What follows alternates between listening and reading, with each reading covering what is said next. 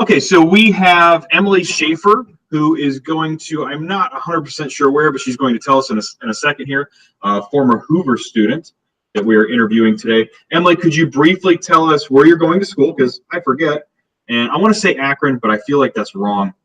Tell us where you're going to school. Tell us a little bit about yourself, like when you graduated from Hoover, just some basic stuff like that. So go. I go to Kent, not Akron, and I graduated last year, so just started out here a few weeks ago, and I played soccer all throughout high school. Love dogs. And that was, you graduated in 2018, right? Yes. Just so the people in the future know. So 25 years from now, when I'm showing this video in class, they'll know when you graduated. Okay, so the first, I have a couple groups of questions. The first one has to do with academics at Kent State. So first off, and I know you're pretty new, you've only been doing this for a couple weeks, it's pretty early in the year, but how much time do you typically spend on homework? I spend a lot of time on homework. I mean, like, that's kind of like what everyone says, but I never really like believed it till I actually got here. And now it's like you don't spend much time in class, but then you have like giant projects that all end up being due the same day somehow. And so, yeah, like just even this past weekend, I spent like a whole day just trying to get everything done. I believe it. What classes are you taking right now, and which ones would you say have the most homework? I'm taking both bio and chem, so those for sure have the most. And then I'm in an intro to exercise science class for my major, and then I have an English course and just the like introduction thing to college kind of course. So that one's pretty easy. Okay.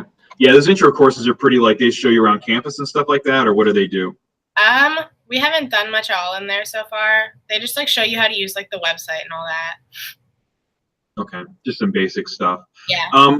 So far in your classes, how big are they? How big are your classes at Kent? It really depends. I have a class with only 15 people in it, but then I also, for chem and bio, it's like a giant lecture. So it really depends on like how general the course you're taking is. For your bio and chem class, would you say you have more than 100 kids in there or less? I'd say more. Okay, I just wondered because I had a friend who went to Ohio State, which is also a pretty big school, and he had said some of his intro classes, they had 300 kids in there in like this huge like arena type classroom. Yeah, I'd say not 300, but probably around 100, a little more. Okay. In terms of reading and writing, what is your homework? Are you writing a lot of papers? Are you doing a lot of reading? Are you taking a lot of notes? What exactly does your homework consist of? For bio and chem, most of it is we have like online homework site things where you have to go through and do like a certain amount of like questions and stuff. And then you like get graded based off of that. So those ones aren't too bad. But then for my English class I'm in, we have like a book we're reading through and we have to read like a few chapters. I have it Monday, Wednesday, Friday. So like every time we have class, I have to read like 3 of the chapters and write a paper for every single class.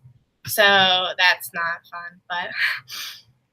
And what type of book is this? Like a novel or? It is a leadership book.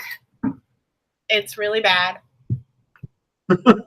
So it's like excerpts from like different books about leadership.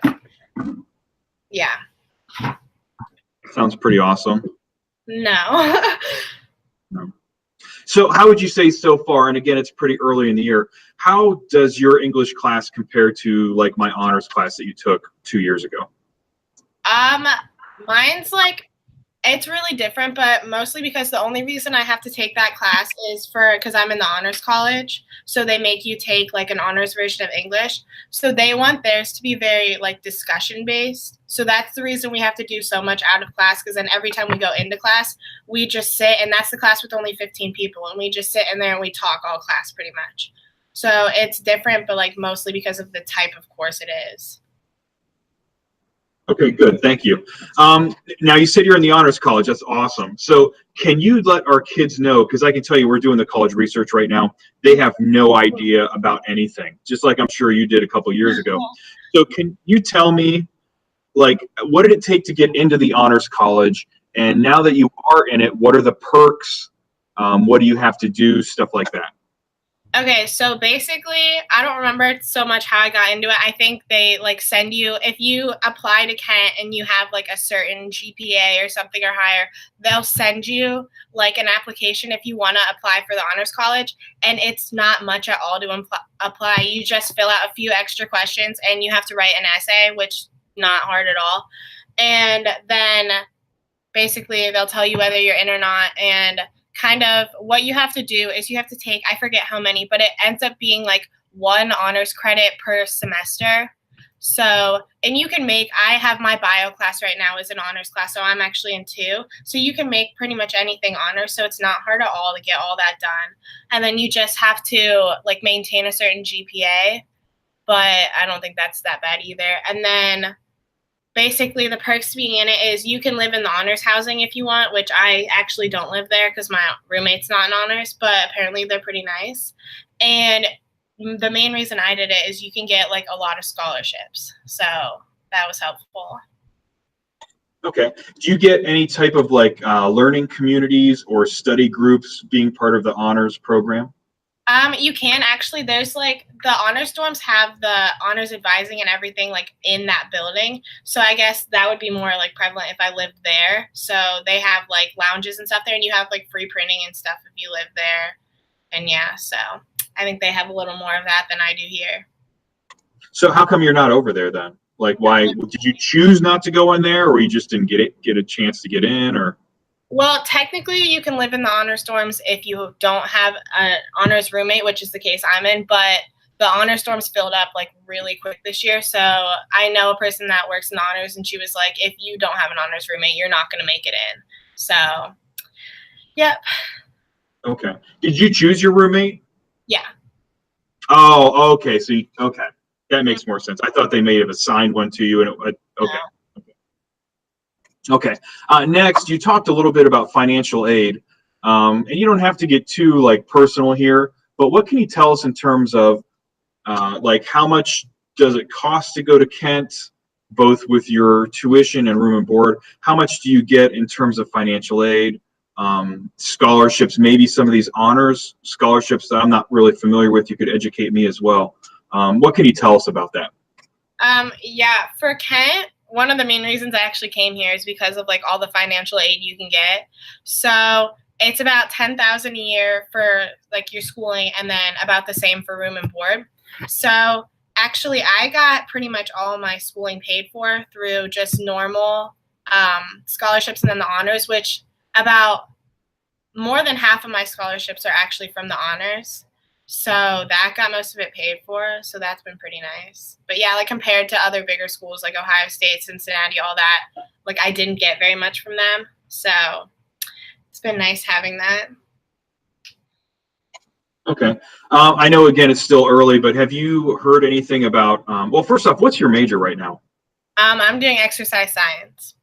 Okay. So you probably will eventually look into internships, I'm guessing. Mm-hmm. Do you know anything about them right now? No, I don't know too much. I actually get emails from like people about them though, and they have like a lot of like fair type things here that you can go to look for that. So that's nice. Okay, so Kent does provide a couple opportunities for you to find internships. Good. Yeah. Okay, let us. So what kind of dorm are you in right now then? Can you tell me what kind of like maybe which one you're in, what it's like, co-ed, is it all girls? What's the living situation and stuff like that? I am in Corb Hall here at Kent, which we like you list like 13 options for your like housing application, and we did not make it into a single one we applied for, and my roommate applied like really early, so it actually worked out really well though, because this is the building for like the LGBTQ thing or whatever it is on like one of the floors. So everything here is co-ed. So like half of our neighbors are guys, and like a bunch of people on our floor live like a guy and a girl together. So we have like community bathrooms, but they can't have it where it's like one big community bathroom because of the way it is. So we actually have like pod type things where like it goes directly to the hall, and it's just like a whole bathroom. So our building is like a square, and on each side there's 4 bathrooms. So we have like a lot of bathrooms. Hey, that's good because I Yeah. can tell you, my first year at Mount Union, we had like one bathroom for 30 people, and it wasn't good. So It yeah, was awful. they're not bad at all. And then I've like never had it where there's not a bathroom open, and I like always use the same bathroom too. So like if I can do that, like it's not a problem at all. But Is yeah, this a new building or is this an old building? it's an old building, but they recently like renovated it, so it's actually like ours is nicer than a lot of the people we know. Okay. Let me ask you this: how many, like on the weekends? Now we got to keep this school appropriate. I know you're a pretty hardcore partier, Oh but yeah. what do you generally do on the weekends for fun that you can tell high school students? Actually, no, we have like there's a lot of lounges here, but it actually kind of sucks because they ran out of dorms, so people are living in like half the lounges. So we have friends that live in a building You like set up like really like homeless shelters or something? What is it? no, they're like smaller. Like we have one on our floor that's like a pretty small lounge, and there's 3 guys living in there right now. But yeah, they didn't tell anyone either, so everyone was trying to get in the lounges, and like you couldn't because there was people living in there. So no, like our friends that live right like across the street here, they have like a sky lounge on their building, and that's like on the top floor. It's just like a whole floor lounge. So yeah, we usually go there, hang out, we'll watch movies and stuff. Me and some of my friends have just been, because we're so close to like a lot of cities. Like this past weekend we went to Pittsburgh. The weekend before we went to Cleveland. Just adventuring. Hey, sounds like fun. Speaking of adventuring, what does the food look like there? Um, okay. There's not a lot of places that people know about. So like if you just figure out, so like there's Eastway, which everyone goes to, but it's like really bad. So we went there for the whole like first like week, and it was awful. So then if you just like wherever you go, like look up all of your options. And like me and my roommate just started going to every single one of the first weeks, and we ended up finding like a lot better places. So like now there's like 5, 10 different places that we can just like go to on campus that are so much better than like the normal ones that everyone knows about. Like what type of, is it cafeteria style, buffet? Like what are we talking about? Okay, so here they make the freshmen get unlimited meal swipes, which is like meal swipes is to get into like the buffet type things. So all freshmen have unlimited, and then you have like what's called declining balance or whatever, and that's like money you have on your card. So most of the places we know about are the meal swipes because we have so many of those, we want to use them. So that's to get into any buffet type things. And then they also have like a lot of restaurants here where you can do what's called like meal exchange, where you can get like certain meals in exchange for a meal swipe.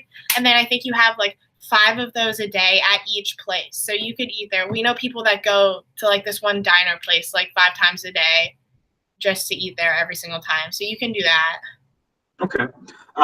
Let's see what else. What is for incoming freshmen or people that will be freshmen soon, as my juniors will be? What type of advice do you have for first year students? I would say for sure, like some of the dorms we know are like very antisocial, and like no one will meet each other because some of them have their own bathrooms and stuff. Like they have no reason to leave their dorm. So just like kind of be outgoing at the beginning. Like me and my roommate would sit here and prop our door open, and every single person that would walk by, we'd like say hi to. So now we're friends with like a lot of our neighbors, and like we made friend groups and stuff. So like that's made it so much better here. Okay. Was that ping on your end or was that on my end? Mine, sorry. Okay, I was like, what in the heck was that? Can you, oh, okay. Is your roommate a Hoover student too, or Is she someone else? Was she a Hoover student as well? No. Oh, okay. Because you said you chose this roommate. How did you choose the roommate? Yeah, they have pretty much any school you go to is going to have like apps and Facebook pages where you can meet people. So like I personally recommend doing that because I know a lot of people that went random and absolutely hate their roommates. So that's what happened to me. We didn't have Facebook or the internet or anything when I was a kid, and you pretty much got stuck with. We would do these like interest inventory type things, and the people I was stuck with were terrible. Like I've never spoken to them since that first year. It was all we could do to get away from each other as fast as we possibly could. Yeah, I feel like it'd be better to at least like, even if you're not like one of those people that's like your roommate doesn't have to be your best friend, like you could still talk to them, like make sure they're an okay person rather than just getting stuck with some random person. All right. Well, Emily, I appreciate your time. I know you're probably very, very busy. I'm going to shut the broadcast down, Okay. and I'm going to talk to you for just a second on the outside of the broadcast. Okay? Okay.